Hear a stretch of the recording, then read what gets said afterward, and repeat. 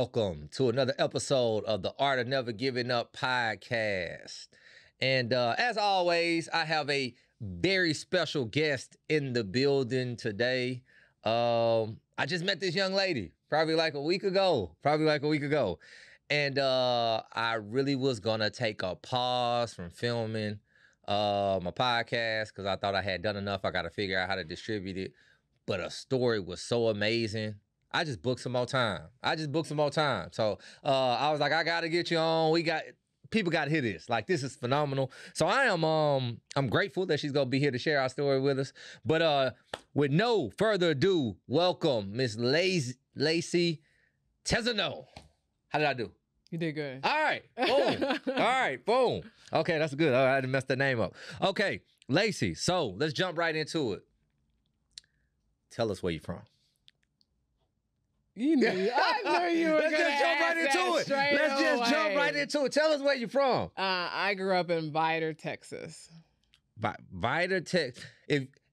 If you're not familiar with the great state of Texas, and for the people who are not familiar with the great state of Texas, give us a little history on Vidor, Texas, could you please, Lacey? Warren. You want me to give it a history? No. Okay. First, I want to say, when I tell people that I'm from Vidor, the physical reaction that people have tells it all, right? Absolutely. Somebody will say, where are you from? I say Vidor. It's always like a gasp and a, like, what? Absolutely. It's not just black people. It's white people. It's Asian people. Anyone who is from the South, anyone who understands that Vidor is historically known as a sundown town. Yes. It is known where black people were not welcome after dark. I lived there 18 years. I won't even say it was after dark. Middle of the day, you're not welcome there. Like, Vidor is an interesting place. It was a rough place. Still is. So to sum it up, it is a backwoods, historically sundown town. Yeah, I know when you told me you were from Vidor, I've shared that with about 10 people since last week. Since all right, and every single one of them, like that, at that point, I had their full attention. Mm-hmm. Like when I was like, no, I met this amazing black chick, and she's from Vidor. And it's like the record scratches. Every it's time. like. Every time. She black and from Vidor. If you don't know Vidor, Texas, I grew up before these Apple Maps was on cars. I grew up before MapQuest when you just heading somewhere out of town and people tell you certain things to do and don't do when you go out of town. Fill up your gas, pack a lunch, fry some chicken, put it in the bag. Don't ever stop in Vidor for anything. Yes. For anything. As a black person, we knew Vidor was do the speed limit, 10 and 2 on the wheel. Yeah. How did you get to Vidor, Texas? So I was adopted by a gay, white, one-armed man who owned a bar off of Montrose. So at that time, he was living his lifestyle did not allow for him to have a child. Okay. So my mom was a regular at the bar, and she walks in one day and she's pregnant with me, but she's thinking about having an abortion. She's pretty sure, like, man, I can't have this kid. I'm wilding right now. I'm in the bar drinking and I'm pregnant. Right. Oh my God. So here she is sitting here drinking with me, and she's pouring her heart out, telling the bar owner, I'm having this baby, and he says, I'll pay you for your child. Right then and there. Wow. She's not sober at this point. So he's like, look, let's meet up tomorrow. He's like, listen, I really want to talk to you about this. I've been wanting a child. Like, if you don't want your child, I'll take it, whatever it is. So they meet up the next day, and he says, no, I was serious about it, but he's like, you got to get sober. He said, I'm going to put you in this place called The Shoulder. It was there in Montrose. I'm going to put you in rehab. I'll pay for everything. I'll pay for your food, your room, everything. You've got to stay clean until you have the baby in order for me to take it. She agrees. She says, all right. He pays, puts her up. She has me. And that day, or a month before I was born, they signed the adoption papers. Wow. But they signed it, like my birth certificate reads white. They don't even do the race anymore. At that time, they said that both of the races of the parents were white. They did not tell the hospital that I was adopted. So the story was, oh, wow, that they were together and that he was my father, right? So I come, the next month I'm born. He takes me from the hospital. I'm his. That was it. And so we lived in Houston for my first 18 months. He kept running the bar. He had cancer and it came back. Okay. So he got really sick when I was about 18 months old. And we had to move with his parents, invite her. And so here he is. He done left this town.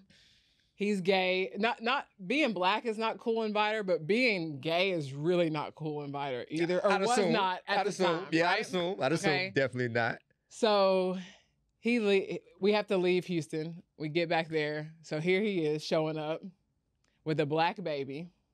And he's like, okay, I have this kid. They knew. Not like it was a secret. Okay. I'm 18 months old, so they knew. Okay. But that's how I ended up in Viter. He got sick. It was never his plan for us to go back there. He was going to raise me in Houston, but it didn't happen that way. What is his name? What's your dad's name? Ronnie Huckabee. Shout out to Ronnie Huckabee. What a phenomenal man, right? Yeah. How many months was your mom when he had the conversation? It was early. She was only a few months old because a few months old. She was only a few months pregnant because she ended up staying in the shoulder. There was one little incident. She had to go to jail while she was pregnant. So she went to the shoulder. She had to go sit out some issues that she had. So she went to jail. Okay. And then she came back to the shoulder. So she was probably only about 2 months old, 2 months pregnant. Wow. Mm-hmm. Wow. So he hung out that whole pregnancy. The whole time, took care of her. And he brings you back. Now he leaves Viter. A gay man, I'm pretty sure, because Viter wasn't accepting of him. And then he comes back with a little black baby. Mm-hmm. Oh my God. Mm-hmm. Who speaks Spanish because my nanny was from Mexico. Oh, the story just gets more interesting. So when I got there, they're all trying to like tell me, oh, go get that ball, go get this. And I'm just staring at him. And he's like, she speaks Spanish. Oh my God. Oh, this little black baby whose English is her second language. Yeah. Oh my God. Oh, I'm pretty sure your grandparents must have been thrilled. Mm-hmm. So how does this go? So you're in Viter, 18 months, you and your dad are back. His cancer has came back. Mm-hmm. And you are raised in Viter as a young white baby, because that's what your birth certificate says at that time. Pick up from there, please. So the next few years, he had a lot of treatment. So he was back and forth to Houston a lot. He stayed in the hospital. My grandma would go back and forth with him. And so he passed away when I was 6. Okay. So until then, it was just, kind of hanging out at the house. I have an amazing family. Everyone helped raise me. I was everyone's favorite, right? I was the favorite granddaughter, favorite cousin. Like, everyone loved me. So it was like I got all the attention. I got all the love. Like, it was a problem for most of the other kids in the family because it was just like I just sucked up the room and the people and everything. And so when people were like, man, you must have been mistreated. You must have been like, how was it? It was hard. Huh? I was like, man, like I was spoiled. What? Yeah. And I mean, also, you can't really be mean to someone whose dad's dying, right? Like, very true. Very true. People, when they know your parent is sick and you only got one of them, people are, they give you a lot of grace. And so he passes when I'm 6, and then my grandparents raised me. I stay with them. They're amazing. I stay there all the way until I graduate. And so through junior high, high school, I mean, I was class president, class favorite, homecoming queen, prom queen. Like, it's like people say, man, it must have been really tough. I'm like, y'all, I was like floating through the experience on the surface. Wow. On the surface, I did a damn good job fitting in Viter. I feel like it should have been a expose however many years ago that Vider had a black homecoming queen. I feel like it should have been an expose. Like, So I didn't go to Vider High School. Okay. There's a little line. It's Vider and Orangefield. Okay. I went to Orangefield High School. My friends in Orangefield would argue that they're different. Okay. Same. Okay, you're right. I was about to say, tomato, but I hear you. I hear you. It's the same. Right. So, but when I was growing up, they had this project that they did, and they put 10 black families in the projects of Vider, right? As an experiment. I don't know if it was a social experiment, government experiment. I don't remember all the details of it. All I remember is one of the houses got burned down and they shut the project down and they moved them all out. Oh, wow. One had a cross burning in their front yard. I mean, this is the 90s, right? This is the 80s, 90s that this is happening. And I mean, Vider has a very long Klan history. The Klan activity, the Klan was very active in Vider, like while I was growing up. Right, absolutely. I remember being in town, being in the backseat of one of my friend's cars, and we're at a red light, and then there are Klansmen on horses, and my friend's parents saying, "Y'all get in the back, y'all lay down, get down in the floorboard." Like, there were Klans people in 1990 riding around in front of the grocery store. On horses in Vider, Texas. Your grandparents, your immediate family, like you said, you had an amazing family. The grace, the barriers, right? Like that they must have really like shown you and put up in the fights that they had to fight in that atmosphere at that time for you. Yeah. And you weren't aware of any of it. No, I mean, part of it was I was told at a young age, if anybody asks you, you're not black. Wow. So that was just like what I knew. We would go to the beach, go down to Crystal Beach, Galveston Beach. My aunts then would layer me with so much sunscreen. Yeah. Like, don't let her get any darker. Like, listen, we are trying to fly under the radar here, people. So part of it was like an organized effort to keep me safe. Absolutely. And then the other part, like when I talk to my friends now, my family, I'm like, y'all, man, like tell me the truth about, growing up. And now that I'm on this side of it, and they all say the same thing. They all say, we didn't see color. We didn't see color, right? Like it just wasn't, you were just our cousin. I didn't see any of that. I didn't see you as black. I didn't see you as, and now on this side of it, where everybody's woke and all that, everybody's mad at that response, right? Because it's like, no, you need to see color. You need to see all that. Nobody was woke in the, we weren't woke in the 80s, right? People were literally doing whatever to survive, and I'm not making an excuse for it, right? There's a lot of things that could have been done differently, but at that time, I think people genuinely loved me and cared about me and wanted me to be safe and wanted me to, but then it's mutually exclusive from the fact that they didn't like black people. Yeah, I was about to say, now, keep everybody else away. Lacey's one of us. We don't see color here, but... No, we say the N-word. We don't like black people. We do, there's this whole... Wow. We've got tattoos. We got, like, serious Aryan Brotherhood type stuff, but loved me unconditionally. And it was like, okay, growing up, I didn't see that, right? Wow. Now, looking back, I'm like, how could, like, the duality of that and them being able to walk that line, I'm like, yikes. Wow. Okay. That's a lot. Yeah. That is a lot to... How often do you go back to Vider now? Let me ask that before I move on. Probably twice a year. Twice a year. Okay. But my grandmother, who raised me in Vider, now lives with us in Houston. And where's your grandmother originally from? Selma, Alabama. Gets better. Yeah, she's so cultured. My grandmother will turn 85 this year. And she's only lived two places. Selma, Alabama, and Vider, Texas. Right? Wow. So she has lived through it all. She has lived through all of the segregation, all the years of just like, deep oppression, and now lives with me in my black household with my black family, and has a completely different experience in life.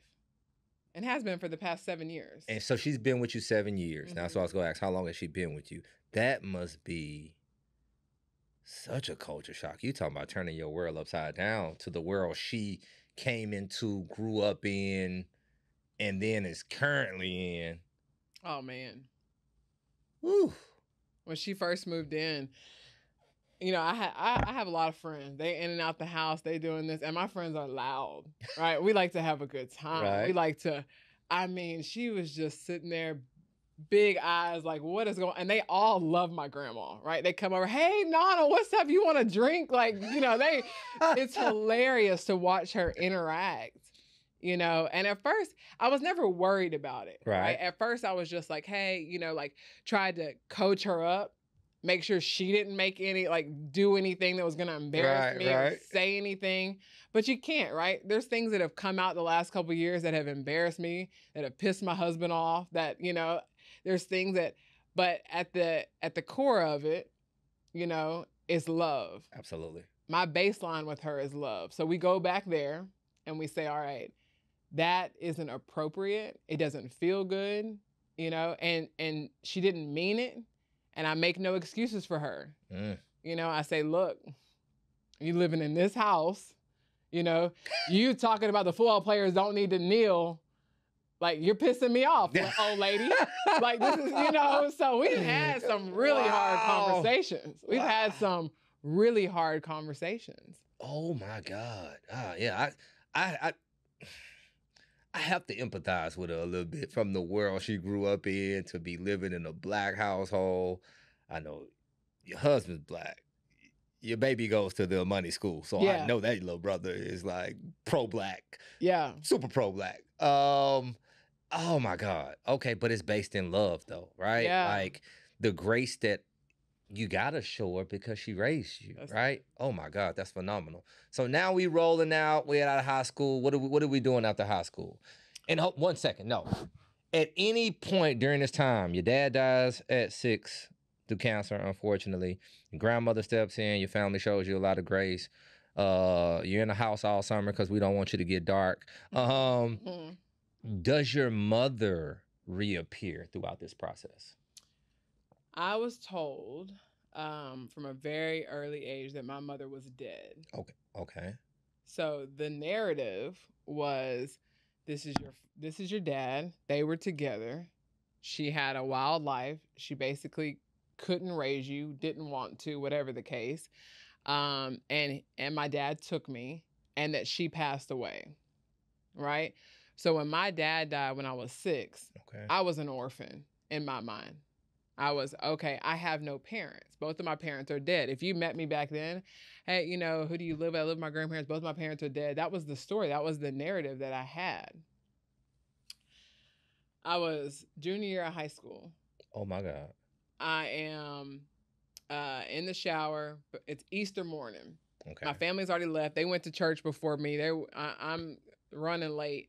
And there's a knock on the door, but I don't go answer it. And he goes to the neighbor's house. The neighbor's my cousin. Okay.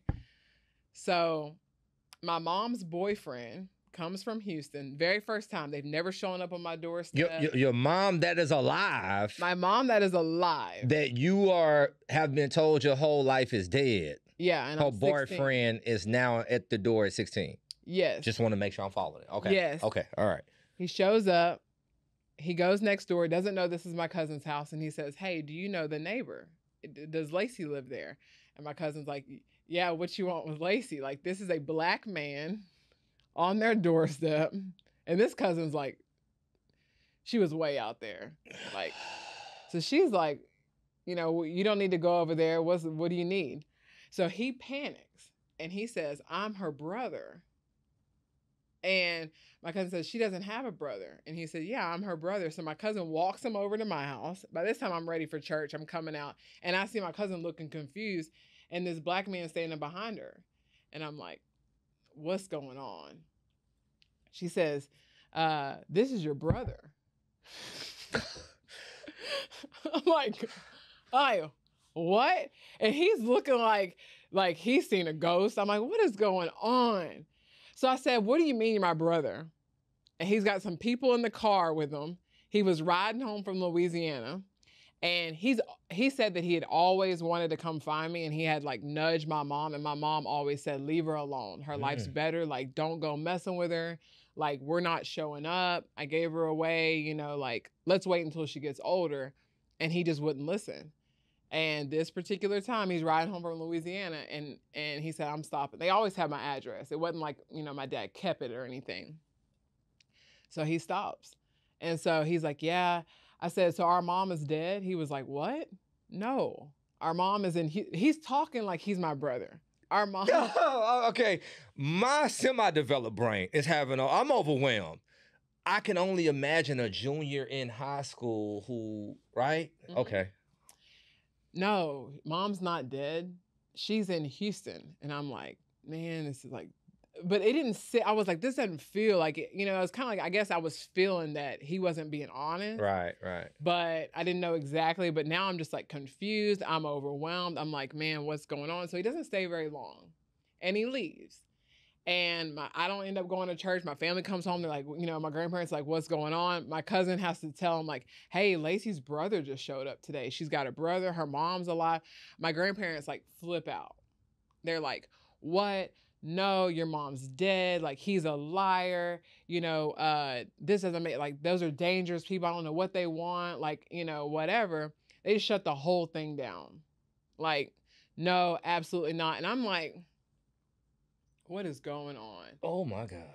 My mom finds out. He comes home and he says, you know, I went and found Lacey. She's, you know, da-da-da. My mom is pissed. She is furious. She's like, I can't believe you did that. Why'd you da-da-da? So he gave her my cousin's phone number. My cousin gave him her phone number. My mom calls her and says, I need to apologize. That was not Lacey's brother. That's my boyfriend. I'm Lacey's mom. My cousin hangs up on her. Yeah, because this is chaos, right? Like, listen, yeah, this is chaos. There's a lot going on, right? Like, no, we're not interested, you know. And so my cousin hangs up, comes over, and she tells my grandparents. They come into my room because I'm laying down, like the whole day just like wipes me out. They come in my room. They're like, you know, don't worry about it. We don't know who those people were. That wasn't your brother. You know, like, just don't worry about it.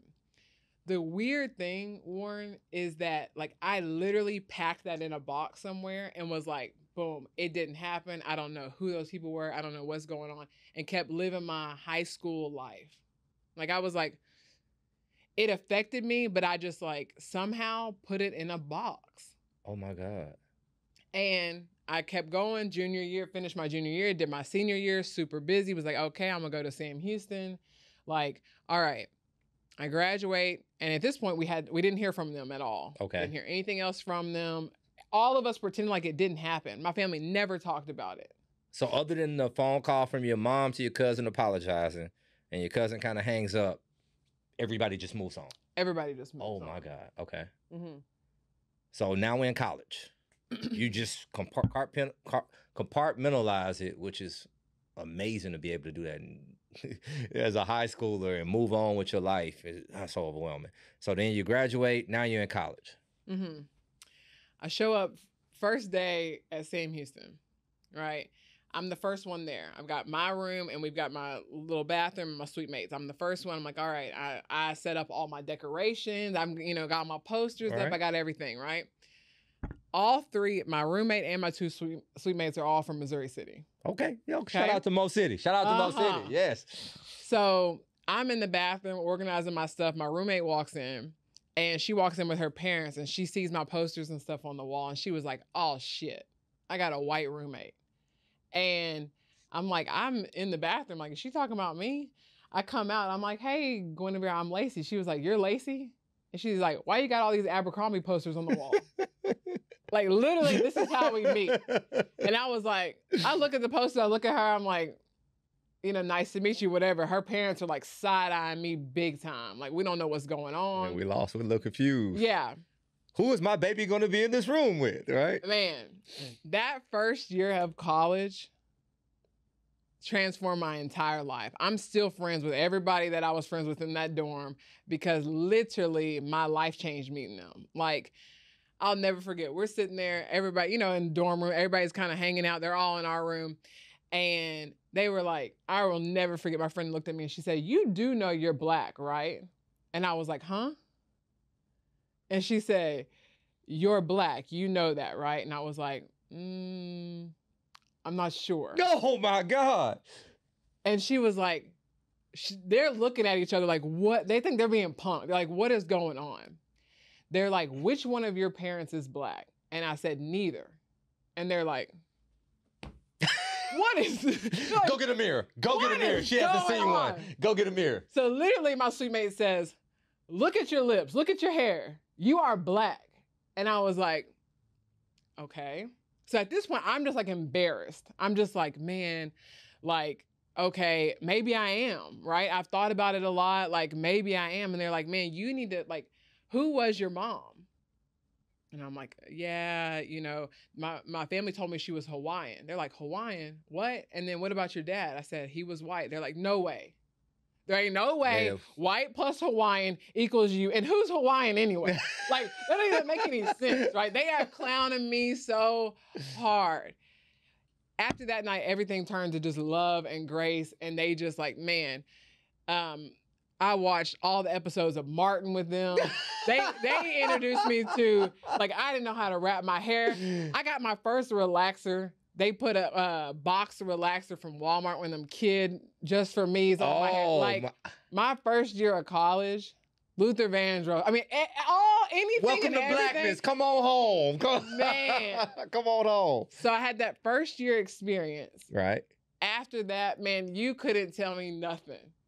I went to the extreme, right? Now I'm Malcolm X. Now I am like, what? We got to fight the man. Oh my God. My friends are like, Lacey, you are the man. First of all, Lacey, like, we didn't even know how you were going to fill out your race card about a year ago. What do you mean? My friends were like, cool it. Like, you're doing way too much. Now, let me tell you this story. I'll never forget. In Huntsville, every Thursday night was like party night. Okay. So we go down to the fairgrounds. We'd always stop, get some cash at Walmart, whatever. So all of a sudden, the Walmart decides that now they're going to make you buy something to get cash back because all these college students are coming in trying to, yeah, right? So we had been drinking, and I'm telling you, I'm in this phase, right? I joined NAACP. I'm like, man. So we go in there, and all of a sudden, we've been doing this for weeks. And this lady says, oh, you need to buy something. And I'm like, no, I just need cash back. Like I just did this last week. And she's like, no, you need to buy something. Y'all need to get out. Or I don't know how I took that and went with it. My friends do not let me live this night down. They were like, what? I said, what? You think I can't afford it because I'm Black? So the lady was like, no, I'm just telling you our new policy. And I was like, I can buy anything in here. I said, I will buy your life. Oh, Lord. No. So now something happens. I get like a little like riled up. My friends was like, man, I'll buy your life. I'm like, can we not? Can we stop? But that's just how like I would, you know what I mean? And I think like that happens with people. No, like, absolutely. You just find out about your roots. It's kind of, you know, I think it's a common thing that happens. It's embarrassing. But I think like it had to happen. At this point, so you're a year into college, right? And you've just discovered you're Black. Mm-hmm. And you have this amazing set of friends that are introducing you to the culture, making sure that you got your ticket to the cookout. Mm-hmm. Are the Abercrombie and Finch posters still up? I'm curious. No. The pictures have come down. Okay. I've had a few visits back to Viter at this point, you know, because I'm going home. And I've got so many questions. I was about to say, how are these home trips going? Oh, man. Now I'm going home, and I'm side-eyeing everybody, and it's a completely different experience, right? I'm going home, and I knew I had this new set of glasses as I'm driving through the town. The town looks different. The people feel different. Wow. Like how I feel at home no longer feels at home. And it was, I don't even know how else to explain it except, you know, it was like an outer body experience. Wow. And so I go back, you know, and I think my family had to be, you know, really gentle with me now embracing my Blackness. I had lots of questions, but I was a little bit on the defensive, right? Y'all didn't tell me this. Why didn't you this, right? And I'll never forget my cousin, who I'm like best friends with to this day. She got really like fed up of like me, you know, why you doing, why this, da, da, da. And I put something on Facebook. It was a meme. It was a, you know, give your kids a childhood they don't have to heal from, or something like that.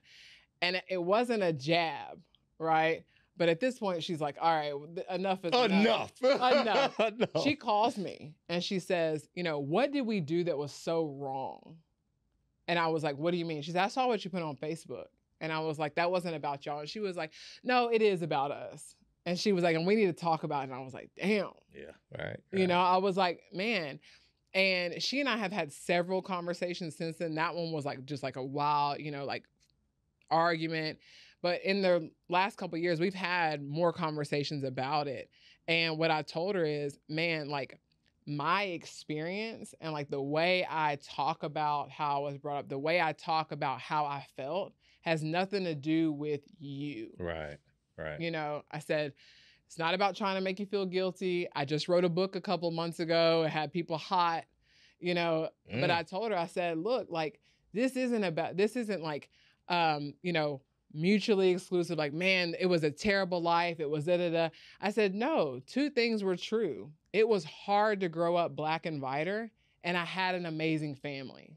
Both of those things are true. Right, right. And she couldn't wrap her head around that. And I was like, you know what? Like, we don't have to get there together. But I know that they're both true. Right. You know? But it was hard, you know, to kind of see me go on that roller coaster as a family member. You're like, man, we did the best we could. Oh, yeah. Like we tried to, you know how many times I got in fights for you, and now you coming here acting right. Yes. Calm it down, soldier sister. That's it. Right? No, and I can understand. They were sick of me. Yeah. The Black community was sick of me. My family was sick of me. I was like, all right, like, what's going on? And we're gonna get to the book in the app, but I feel like the journey to get there is just so important. Yeah. So with first year, you're discovering yourself. At what point do you really, or I guess do you get the confirmation? And I guess the only way to get the confirmation is from your mother that you're Black. So sophomore year of college. Okay. I'm sitting at the gas station booth at HEB. I worked at HEB. They finally put me at the gas station. That's where I wanted to be. I'm like, oh, yeah, okay. I can sit out here by myself. It was fun. And I had this English paper that I had to write about my family history. And it was kind of in the back of my mind. I'm like waiting to the last minute. But I'm sitting there, and this is Mother's Day. Wow. Sophomore year of college. I'm 18 years old.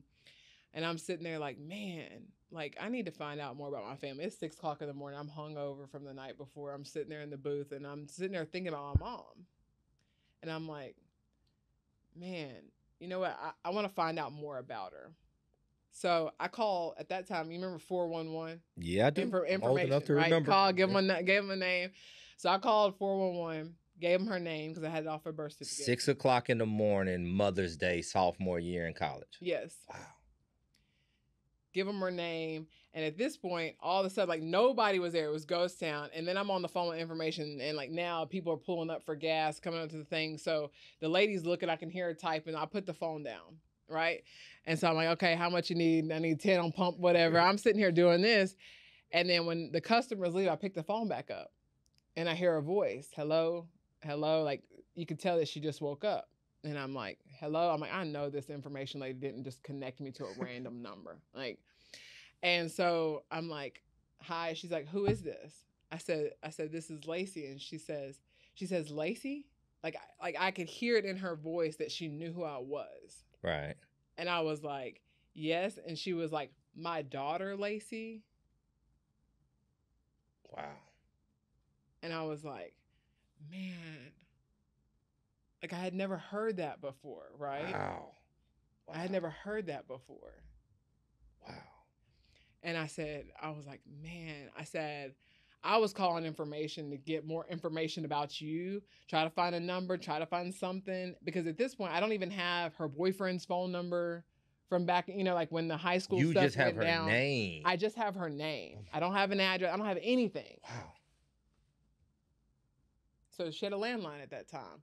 She's like, where are you? I said, I'm in Huntsville. I'm going to school at Sam Houston. I'm like, where are you? She said, I'm in Houston. I'm right off of I-10. It's Mother's Day. Come here today. I'm like drive there, come see you, like meet you for the first time, like meet my mom who I thought was dead for the first 18 years of my life. You want me to come meet you today? Wow. All right. All right. I love it. Wow. Yeah.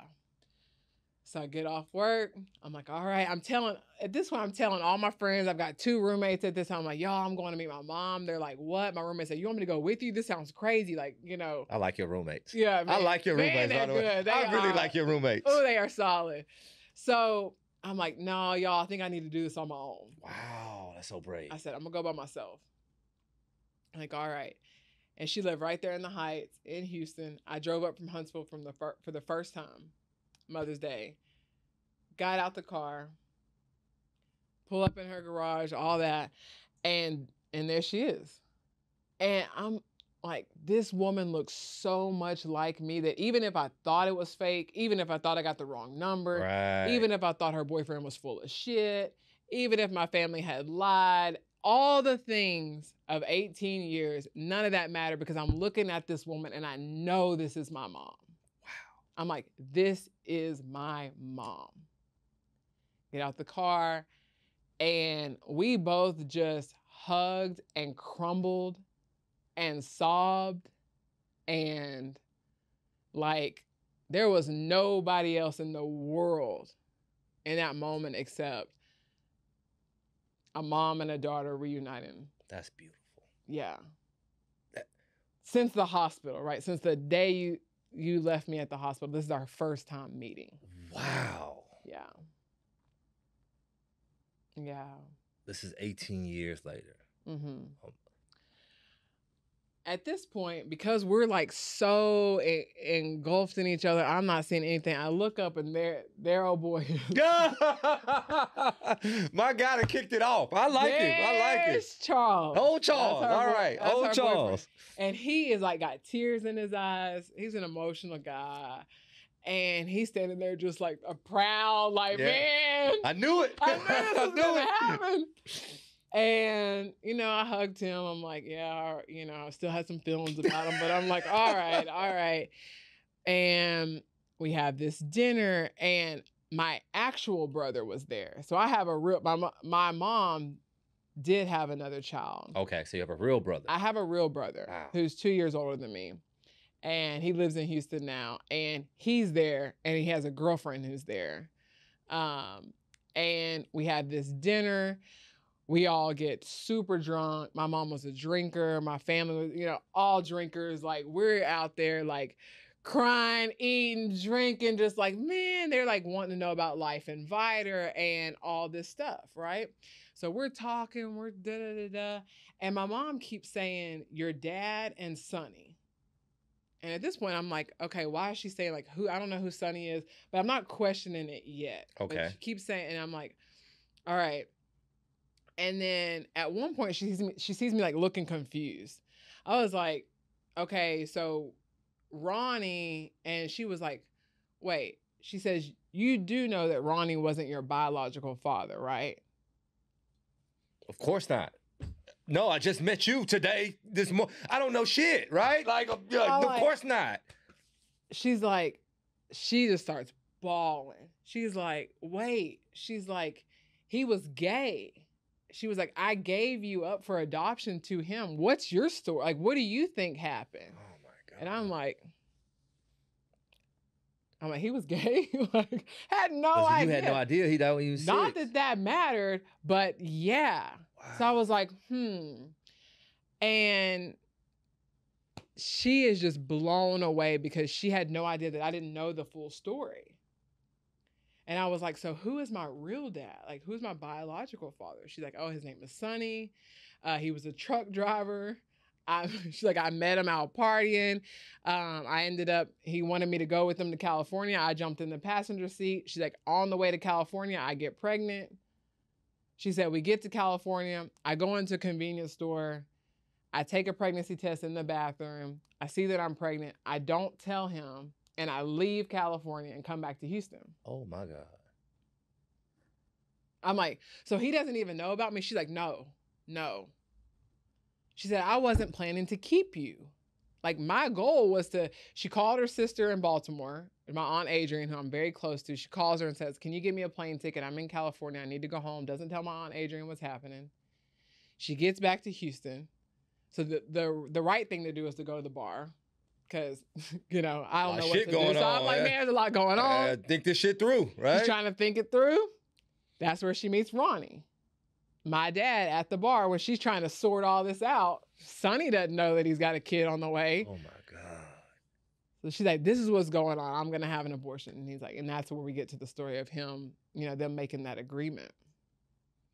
So my mom is just like, yeah, like, no, your dad is Sonny. And I'm like, okay, this is too much. She's like, okay, I think that's enough for the day. Like, let's shut it down. Yeah, you was just calling information this morning. Like, I just called 411 this morning while I was taking gas money. Like, come on, this is a lot.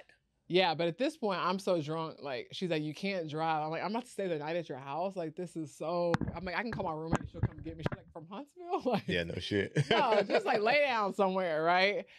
So, man, it was so wild. So I wake up the next morning. I leave, and I call my cousin at that time, who I was like closest with. We grew up together. I'm like, you won't believe this shit. He's like, what happened? I said, man, I just met my mom yesterday. He's like, what? And I said, yeah. And I said, you won't believe this. I said, she told me that Ronnie is not my dad. So Ronnie and my cousin, his mom were brother and sister. Okay. Right? So this is like my first cousin. Gotcha. So he was like, yeah. I'm like, what do you mean, yeah? Oh, everybody knew. Joke's on you. Yeah. He says, we were told not to tell you.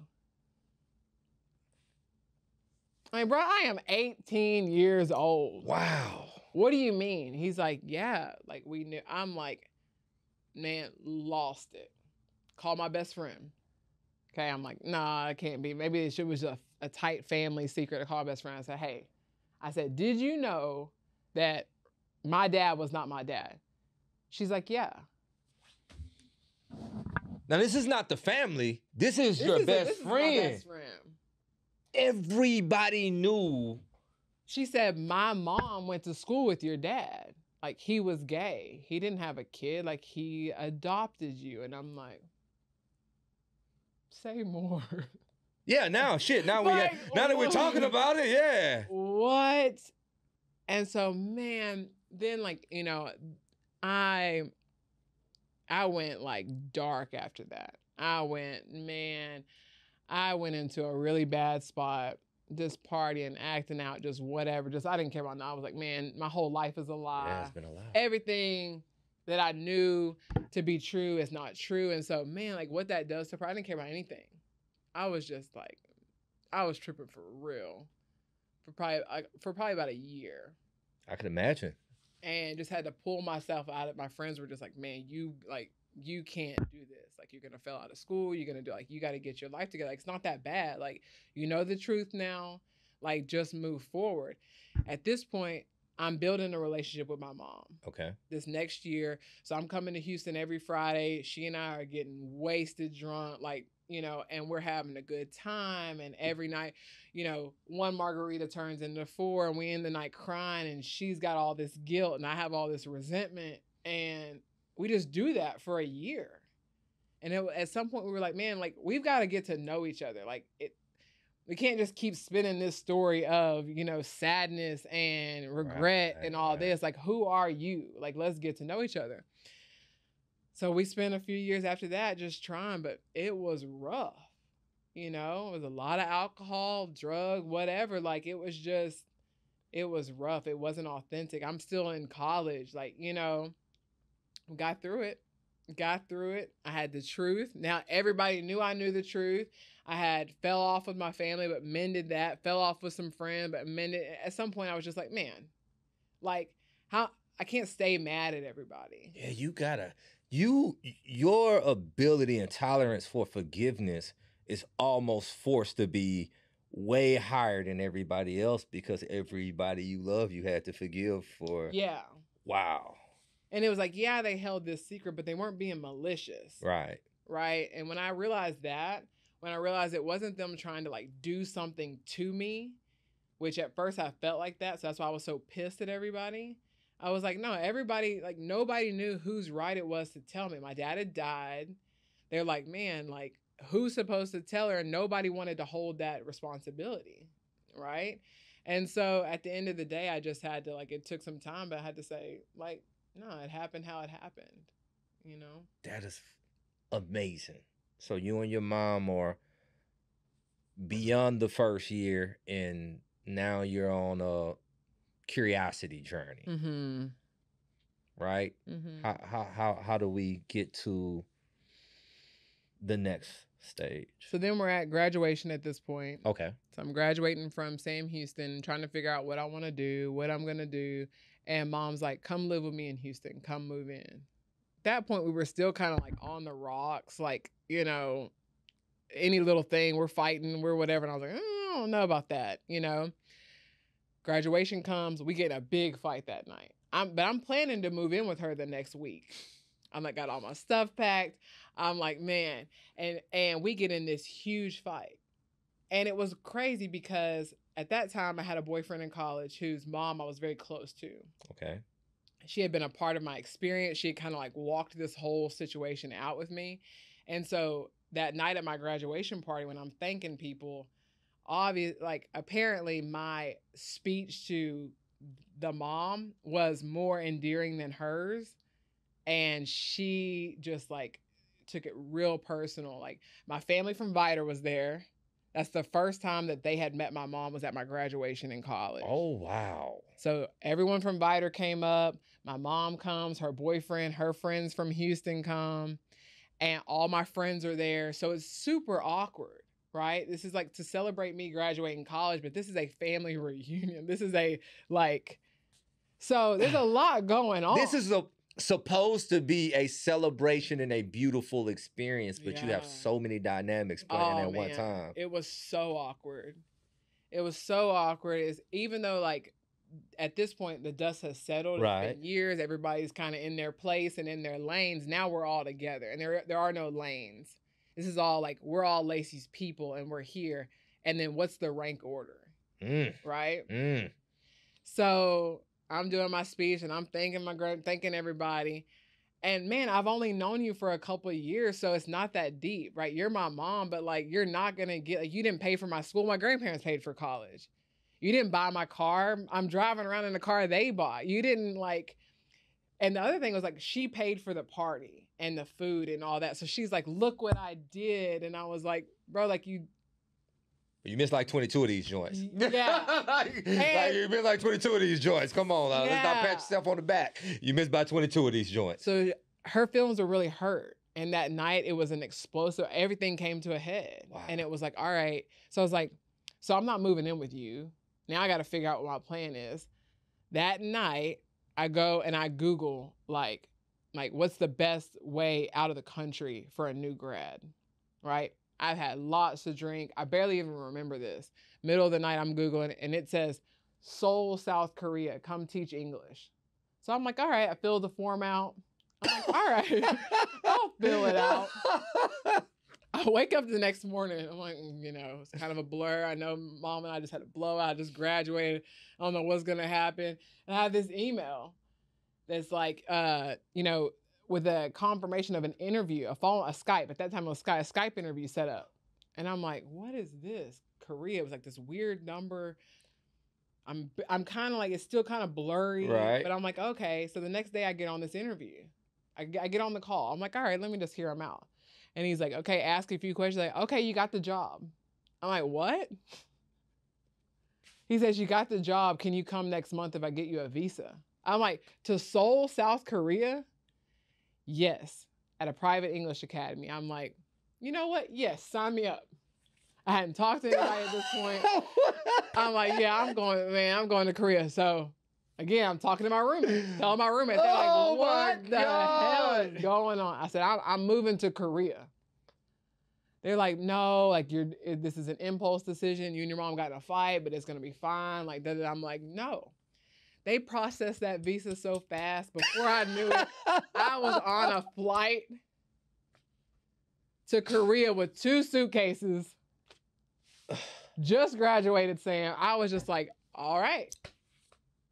Flew to South Korea, got to this new country, didn't know anybody. I mean, Korea is foreign as shit. It is about as foreign as you can get. Do you even speak Korean? No. The driver comes to pick me up. He doesn't speak English. I don't speak Korean. He's got a sign with my name on it, and he's like, yeah, come on. It's the weekend. Nothing's open. The school that I'm supposed to work at doesn't open until Monday. I have no Korean currency because, like, I don't know. You don't know you just graduated from college. At that point, I had only been to Mexico. I've been to Cancun. Like, I hadn't been anywhere else. Oh my God.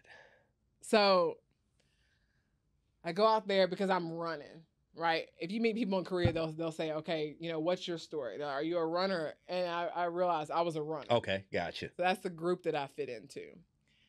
You're either a military or you're a runner. You're a teacher runner, right? And so I spent a year out there, got my life together, just, you know, figuring out what's what. And at that point, I'm just like Skyping with my family, right? Okay. They're like, okay, everybody's super worried about me. Like, you just hauled ass after college. Like, everybody like, what's going on with you? I'm like, man, I'm having a great time. It was the best time of my life. This is 2 weeks after you graduated. You're on a flight to Korea. This is 2 months because I had 2 to have months. yeah. Okay, 2 months. So I extended my lease because I'm not moving to my mom. I'm pissed at her. Yeah, right. She pissed you off, right? Yeah. And I go spend a year out there.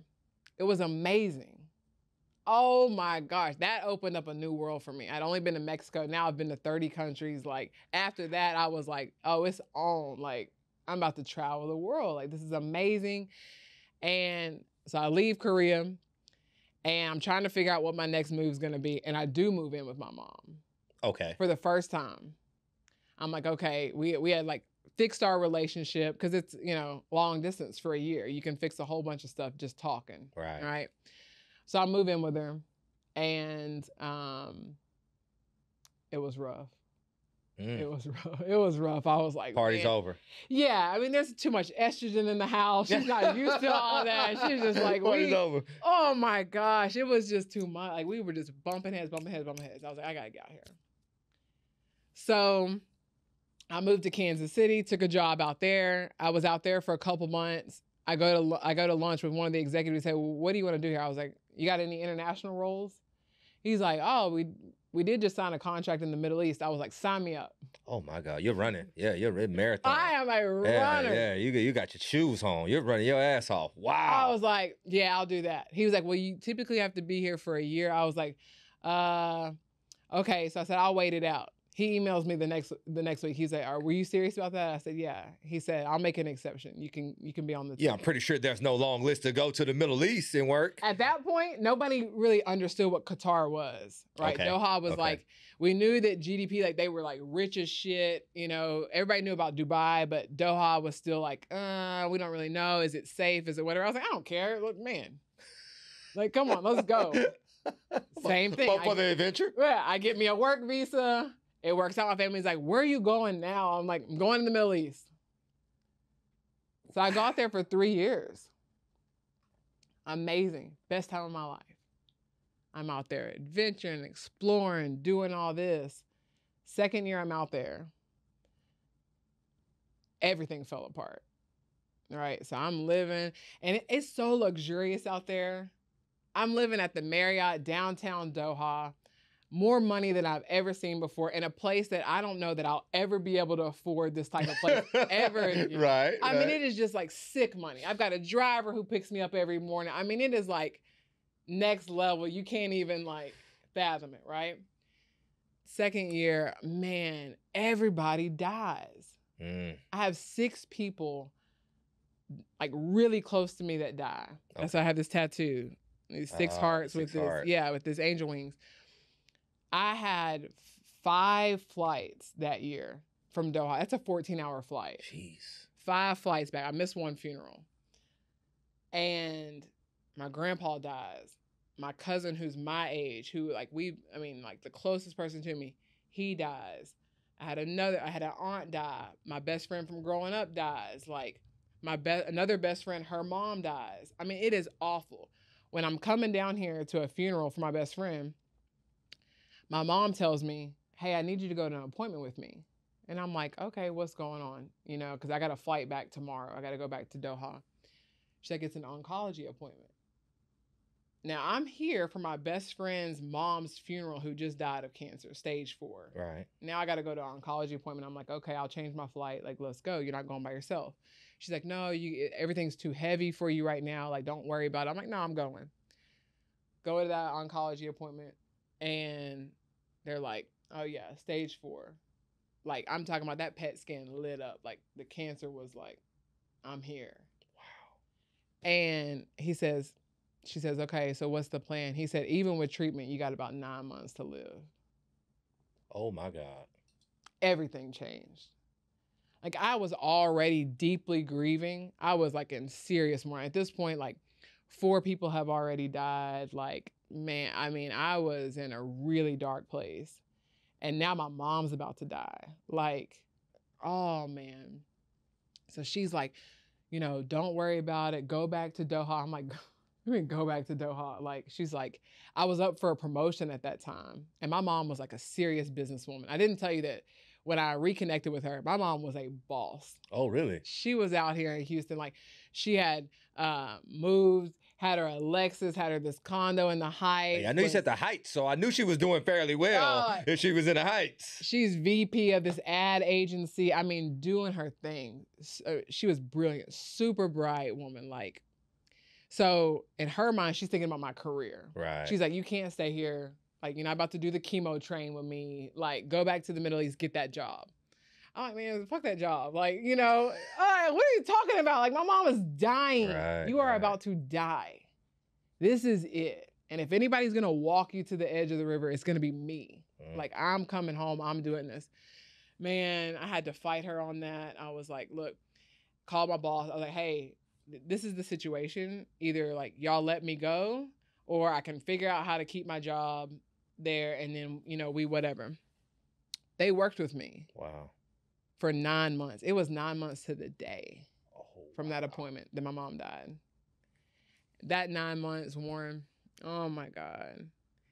It was the most painful and beautiful, like, season of my life, because there's something different that happens when somebody's about to die.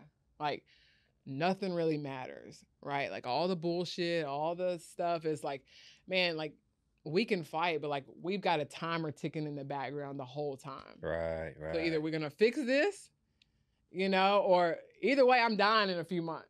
That's how it was. I mean, we ain't got time to be mad at each other for 3 months. We don't have time for this, man. Wow. We don't have time for this. And we would fight, right? My mom was not a good patient. She was stubborn. She was not a good patient. Man. Oh, she was just stubborn. She was like, it was hard caregiving for her. And I would do it again in a heartbeat, you know, but there's something that happens. I mean, like, she lost all her hair. My mom had beautiful hair down her back. So she's Samoan, by the way. Right. She wasn't Hawaiian. My mom really was Samoan. Okay. So she got that long Samoan hair, beautiful. It falls out. She's devastated. I was like, all right, I shaved my head. Wow. Yeah. Wow. Now we both walking around here bald. Like, wow. Yeah. It was heartbreaking and wonderful. It's throughout this process you all start therapy and really get to know each other, correct? We didn't do therapy. You didn't do therapy? We didn't do therapy. Okay. We didn't do therapy. We ourselves started this super intentional journey. Okay. If there's something you want to know about me, ask it now. If there's something we want to do together, let's do it. She was sick, so it wasn't like we was flying to the Maldives or anything. Right. Like, nothing crazy like that. Like, we were doing things, you know, going on picnics, going on walks in Memorial Park. Let's take a road trip. Let's do this. Like, we leaned all the way into that relationship. Like, man, we wanted to write our own ending. And we didn't do it with therapy. We did it with lots of questions, lots of honesty, like radical candor to say, man, like, I can't hide or run from it. Like, if you want to know who I am and you want to, like, end our story on a good note, we've got to like come together. And that's what we did. And it was, oh my gosh. She passed, and I thought, man, why did it take a terminal illness for us to just take all the bullshit off the table, for us just to like forgive each other and to truly get on the other side of it? Right. And that thought kept coming up. I'm like, man, like if that would have been, if we would have had that relationship the whole time, like, you know what I mean? I'm like, that's the relationship that I want. That's what I want other mothers and daughters to have. Like, it can be a powerful bond. A mother and a daughter, man. Right. It's so deep. It is so, you can't get away from it. My mother has been gone for like 8 years now. I'm still in a relationship with her. Wow. My relationship with her shows up in everything, with my daughter, my husband, and my marriage, my work. My relationship with my mom shows up in every single thing that I do. And so, man, like, why wouldn't you try to get that right? Like, if you still have the opportunity, it doesn't, you know, and some, I'm not going to say like it's easy, right? Right. I'm not even going to pretend. The shit was hard, you know, like coming, fixing stuff with my mom, forgiving her, having that. Like, I meet people today, like, that say, man, no, I don't fool with my mom like that. You know, people that have like some deep trauma, some deep things with their mom that they are like, I'll never forgive her, you know. So I'm not speaking from a place of like, it's really easy to have this beautiful relationship with your mom. It took stage 4 cancer. Right. Like, you know, it's hard, but you can do it. And you don't have to wait until the end. And that's what I mean, that's my whole mission right now. I'm like, man, don't wait till the end. Do not wait until it's too late. Don't wait until you're in the oncology office to say, man, I want, like, if you want your mom, if you want to be close to your mom, you got to do the work right now to say we are changing the legacy of female relationships in our family, and it starts with us. Is that the mission for you right now? That's the mission. I'm transforming mother-daughter relationships one pair at a time. Wow. Yeah. Because I know what it can be. Right. I mean, it will change a woman's life. It'll change her life. My daughter's life will be better because I fixed it with my mom. My grandkid, everything is better because before my mom died, we fixed it. I'm a better wife. I'm a better everything because I had a good relationship with my mom before she died. Can you give me probably just one example of each of those scenarios, how it made you better by fixing your relationship with your mom? Like, how does that make you show up better for your daughter? How does that make you a better wife? How does that make you a better person? Yeah. By fixing that? Yeah. So as far as being a mom, I feel like I am killing it. I am not even going to sugarcoat it. I'm not going to act like, man, I put everything into it. I've got 2 kids that live in the house with us. I've got 1 bonus son. I am a hell of a stepmom. Bonus mom, I'm crushing it. Right.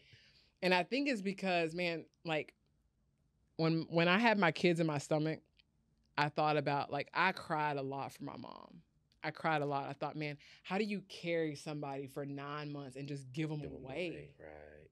Like, I was in the hospital bed giving birth to my daughter, and I was thinking about my mom, crying about my mom. I wasn't crying.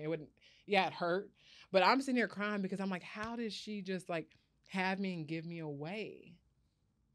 So I think my thoughts of, like, how hard that was for her and that sacrifice that she made on that end shows up for me that I get the honor of having my children every single day. Right. My mom grieved me, which I didn't know until she was sick and we actually talked about it. She grieved me for years. It never stopped. She, you know, what if? I don't have to think what if. Right. I'm with my kids every single day and I go hard in the most beautiful way. So that relationship, you know, what didn't happen with my mom, her revelations, her reflections, what she told me, what she wished she would have done, all that, I'm doing that because I'm like, man, I'm going to play this out for both of us. Right. With my husband, man, I also think I'm killing the wife game. I will also say that I think that I'm crushing it. That's awesome. Know? But I think it's because my mom, shit, that boyfriend that I told you about, my mom never got married. My mom lived a very fast life. She liked to party. She She liked to move around. She liked to, and marriage was never on the table for her. Wow. She wasn't interested in it. No, I'm not interested. One person? She had a boyfriend and they were, for years living, she loved him, but my mom was not interested in marriage. My mom had this thought that like, you belong to the universe. You don't belong to a person. They can't possess you. Like, she said, I like to be with multiple men. They can come and go as they please, and everyone has the freedom to do what they want. Wow. And I was like, that's awful. I was like, that sounds lonely and scary as shit. And watching her, she was on all the apps. I met more men. Oh my God. My mom was like out there. Wow. In these Houston streets. And I was like, I'm not interested. Sign me up. I Never. am not interested. And so I've always wanted to get married. I've always wanted to get married. I always wanted to have a bunch of kids. I wanted to have this beautiful life. And so I think seeing what I didn't want, like, man. Right. Like, no, I'm going to go this way. And there's things like just caregiving for her in the end, the grace that I had to show my mom. Like the way I honored my mom wasn't about she and I. It was about me and God. I honored my mom because in the final analysis, like Mother Teresa says, right. when it all comes down to it, it's never between you and them. It's between you and God. That's the kind of wife I am. That's how it shows up. That's the kind of mom I am. Is the way I honored my mom, that's how I do. I honor my kids. I honor my husband. I honor my job. The work that I do, I'm very passionate and dedicated to it. Everything I do is with honor. That's like my word. I do it with honor. I think we have to get into how you're living your mission and what that has turned into with your book now, as well as your app. The app came first. Okay. I created this super raw version, like printed on my laptop version of this activity book. Okay. This was 2016. I was like, man, if I was struggling with my relationship, I know there's others and mothers and daughters who had, and I was still like, it was part of my grief process. I'm like, how can I help other mothers and daughters? How can I do it? So I put together this 1-year activity book for moms and daughters, and every month they'd have to do an activity together, and they'd have to ask each other these questions because I was still in this desperation mode of, man, people got to fix it. They got to fix it. They got to fix it. Printed it out, put it on my Facebook. I was like, I'm selling these activity books, moms and daughters, Like within the first few days, I sold 100 copies. Jeez. And I was like, wait a second. Jeez. Like there's a market for this, right? People want to be closer with their mother or daughter. So I sat on that for a little bit. I did a couple of workshops, like myself, right? I'm paying for them. I'm not making any money off of this. I've got a job. I'm working at a psych hospital. I'm doing this on the side, but I'm super passionate about it, right? I'm like, man, this is my work in the world is mother-daughter help. But I don't know how that's going to work out. We've got a big mortgage and a lot of kids. I don't think I'm going to be able to make any money doing this. Right. Because like the little activity books were like $20. Okay. So I'm like, all right. So pandemic hits. We're at home. Everybody's locked in. I'm sitting here. Now I got 2 babies and a bonus baby, and I'm working this full, really stressful corporate job. I'm like, man, I'm at the edge. I'm like, this is too much. I got to go to therapy. I need therapy. I tell my husband, I'm like, man, I got too much going on. I need to go to therapy. So the whole first year of the pandemic, I do virtual therapy with this amazing therapist, right? And when I first signed up with her, I was like, man, her prices are crazy. Because she was like one of the best in Houston. I was like, man. She said, what's your goal? I said, I can afford about 10 sessions with you. Like, if you can fix me in 10 sessions, we'll be good. She's kind of laughing. I'm like, no, I'm serious. Yeah, I know. That's all I budgeted listen. for this year. And she's like, what's your goal? I said, what's coming up for me right now is I have my own kids and I'm really struggling that I didn't grieve my mom in a healthy way. And that's got to go somewhere. I got to process that. So I did therapy with her, went through this journey of talking about my mom, talking about growing up in Biter, talking about sacrifice, talking about all these things. And it was a game changer. I never met my therapist in person. It was all virtual. Wow. And at this point, I told you, I'm at a psych hospital. I'm director of IT at the Menninger Clinic here in town. It's one of the top 10 psychiatric hospitals in the country. And I'm watching this 94-year-old hospital who has never seen a virtual patient. They've always had a patient on the couch or in the bed. Okay. Right? So my team is now responsible for the world just shut down. Nobody can come in, but revenue's got to keep going. So what are y'all going to do? My team has to stand up Microsoft Teams and like virtual visits in like 5 days. Oh my God. Yeah. Right. For a hospital. I mean, you got clinicians who've been doing this for 50 years. You want me to hold an iPad and talk about Yeah. I patients? got to click into what? Like what? Right? I mean, you know, now it's like second, like I'm saying this now and people are like there's pre-COVID a QR days. Yeah. Think pre-Zoom, think pre-Teams when you didn't even know what Teams or Zoom was. Yeah. And we got to take this whole hospital up on this. And we did it. We got through that first year, and my team supported thousands of video visits. Wow. Of people who never would have done this before. And the hospital is a big research hospital. And so they're looking at the outcomes of people that did virtual versus in person. There was no difference, right? We're thinking, oh man, there's no way that video therapy is as effective as in-person therapy. It was.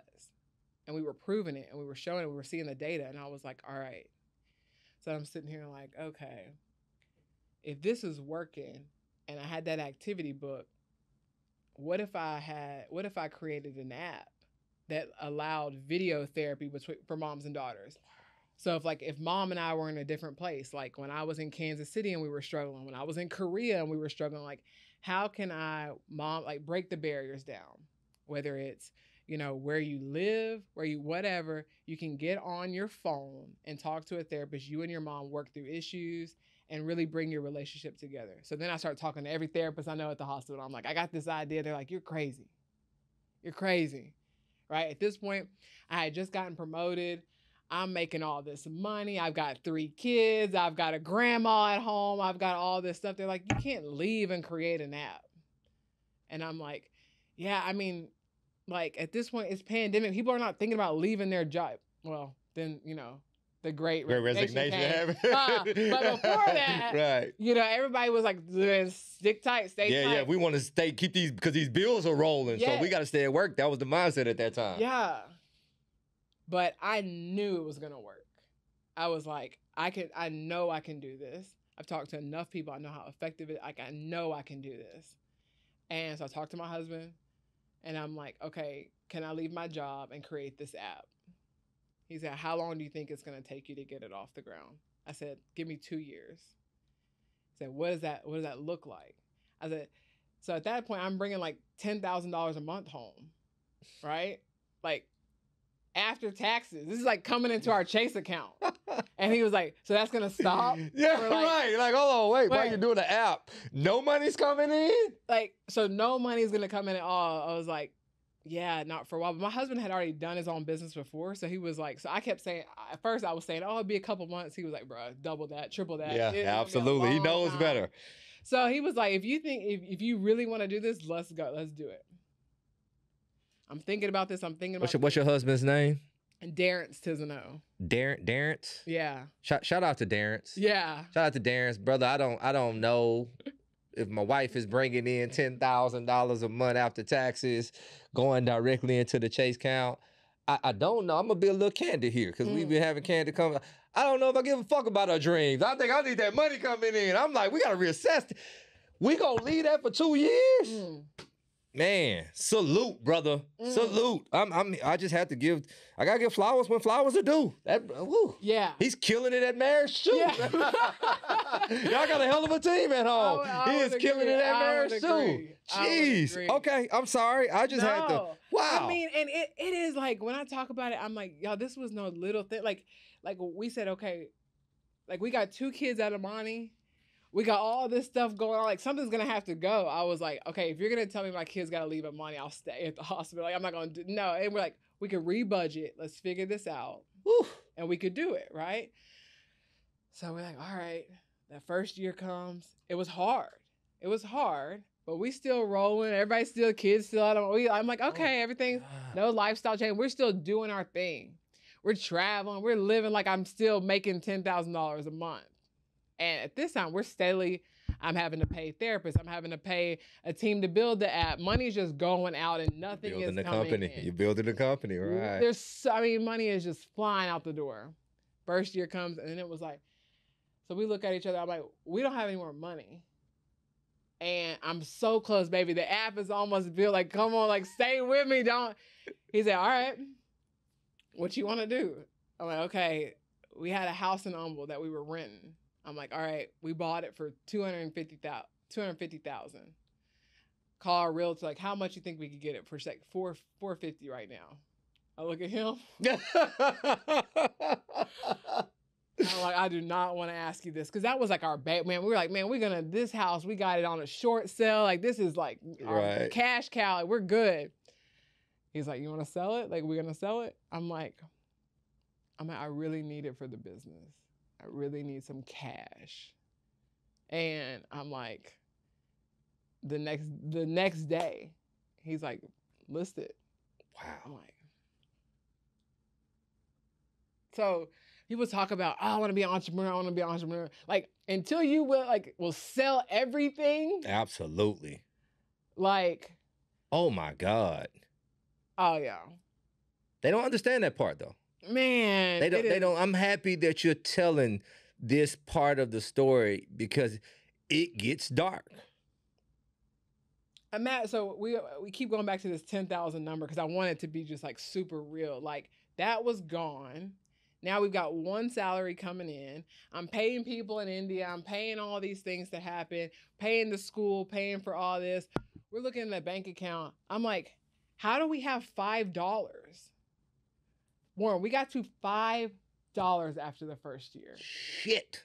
And we just looked at each other like, it was scary, right? It's like, man, everybody's paid. We've got this amazing product. Like, man, we're really gonna be able to but are we gonna be able to cut? Like, what are we gonna do? Right. If we didn't sell that house, like, the business was gonna shut down in year one. It happens all the time, right? All the time. All the time.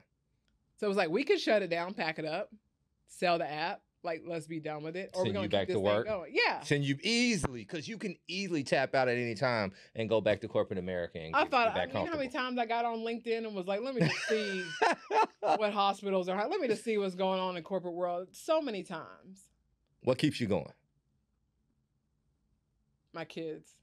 Like, when I look at my daughter will say our mother-daughter app. Wow. The end. That's it. The end. They know, like, all three of my kids are very clear. Like, our 12-year-old's hilarious. He's like, man, when you get rich, you're going to buy me this. Like, his dreams, because all three of them believe in the app. All three of them. They believe in me. They believe in the app. They're like, man, okay, can we get a 3-story house now? They have all these dreams for this money because they know it's going to work out. My husband knows that right now he's holding it down, and I will retire him early because it will work out. Like, that's just how our family operates now. Like, everybody's moving in agreement with mom's business working out. What's the name of the app? Can anybody join right now? If I want to get closer to my mom and I know I need your app and now I'm aware of it, how do I sign up? How do I get on the list? How do I get the information about it? What do I do? The app is on both app stores. It's live today. It's only for mothers and daughters. The daughter has to be at least 14 years old. You could download it today, fill out the intake questionnaire, and within 48 hours, I'll have you matched with a licensed therapist, and you'll begin your therapy journey. It's that easy. You go to the app store, download Passport Journeys. You've got to have 2 willing participants. So if mom and daughter want to do this, both of them have to say, I'm going to show up, because it's 2 video sessions a month. You're going to be doing therapy. One person can't be showing up and the other person isn't. So you've got to be willing. You've got to be at least 14. One of you have to live in Texas. The other one can live anywhere. But all my therapists right now are licensed in Texas. So you've got to one of you has to live in Texas. And that's it. And is it 10 sessions? No. Like you need it? It's just gets the process started and whatever you guys need. And then the therapist will create a treatment plan for you. That is amazing. How long? Based on that first month, we do an intake month. The therapist gets to know you, man. Is the app a good fit? Do y'all need something more? Right. Because we're the only app doing this intake process. The other apps, you start, it's individual therapy. You can start today. We do 4 sessions of you getting to know your therapist. Do you like your therapist? The therapist does 1 session with mom by herself, 1 session with daughter by herself. Hey, what's really going on? And then they have a treatment planning meeting that says, okay, I think you guys are a good fit. You're both committed to a better relationship. Let's do this. And then you start a monthly subscription. It's a subscription model. I would love to see if my wife and her mom would like to do the app. Well, you know my mother. I know, yeah, Miss John. yeah, that'd be amazing. Because in the Black community, I mean, the candor that you and your mom were able to have, most of us don't have that because the elders don't come from a generation that talks. Like, we're talkers. We're all about our feelings. And our kids are on steroids with that shit. Yes. Right? Yes. But they have a tendency to shut down. So I could imagine, the walls that can be broke down and the healing that can happen from your app. Yeah. Before we get out of here, let's touch on the book. Yeah. So, told you guys I went to therapy. I've been trying to write a book for 10 years. At first, I wrote a full book, 300 pages, and it was super race related. It was a lot about race, right? I grew up in Vidor. Of course, that's like top of mind, right? You're an expert. And I sent it to the first editor, and she knew me from Sam. She sends me some feedback, and then she says, okay, like, is your goal with the book? Are you trying to drive the race thing home? And I said, no. She said, okay, that's what you're doing with this book. And she said, what's your main message? And at that point, mom had just passed away. It was all I said, it's really about me meeting my mom, and I kept saying mom, and she was like, that's not coming out in the book. What's coming out in the book is Vidor. And I was like, I don't want it to be heavy on the Vidor. Right. That is definitely a piece, right? It's a huge part of my story, but I want it to be about love, reconciliation. I want it to be like a reckoning that happens with a mom and a daughter. So then I had to rewrite it. I was like, okay, I just wrote 300 pages, got an editor. So I rewrote the story. And it was from the angle of, I had 10 therapy sessions. So the book is 10 chapters. And each one it opens, I'm in therapy. And it opens with Elise, my therapist, asking me a question. And then I start reflecting in the session. This is what happened. This is where I'm from. First chapter is about the agreement, talks about the adoption. Second goes into Vidor and what it was to be in Vidor, and then being an orphan, and then growing up, and then meeting my mom, and what was it like to meet her, and then what was it like to all the way to her death. The last chapter is me birthing Ziggy. Wow. Full circle. It goes from my adoption to me birthing my own daughter. The last chapter is I want to change the legacy of female relationships in my family. And it starts with Ziggy and I. It started with mom and I, but right now what I have control over. And so it's such a beautiful, easy read. All the reviews I'm getting, people are reading it in one sitting, right? They can't put it down. It takes them a couple of hours. They're sitting there like, read it in one day. And the healing that's happening with people that haven't lost their moms, people that are just like, man, and it's therapy after mom died. So I'm attracting a lot of people who have already lost their mom.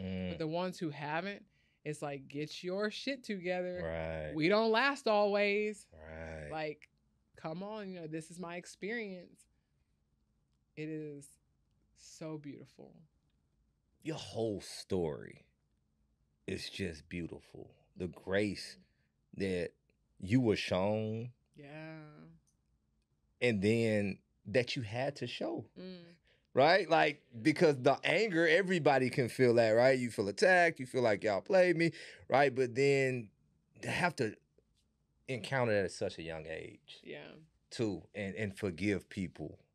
I think your story is amazing, Lacey. I really want to get, I'm saying my wife and my mother-in-law, but I think my mom and my sister need it too. I'm a bit jealous. You ain't got nothing for a brother. I'm a bit jealous. I'm not gonna lie. We got mother and son issues too.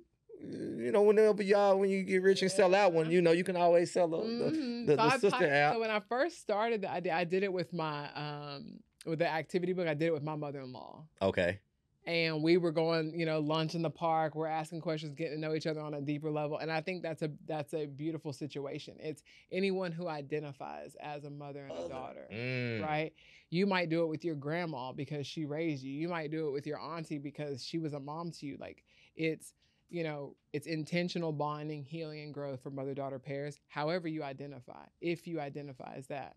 Thank you for clarifying that. Yeah. I think that's important too, because there are a lot of people who their aunt possibly raised them and may feel excluded. That's amazing. I want to say for my mom and sister too, but I'm not paying for that shit. That's why I keep tiptoeing around it.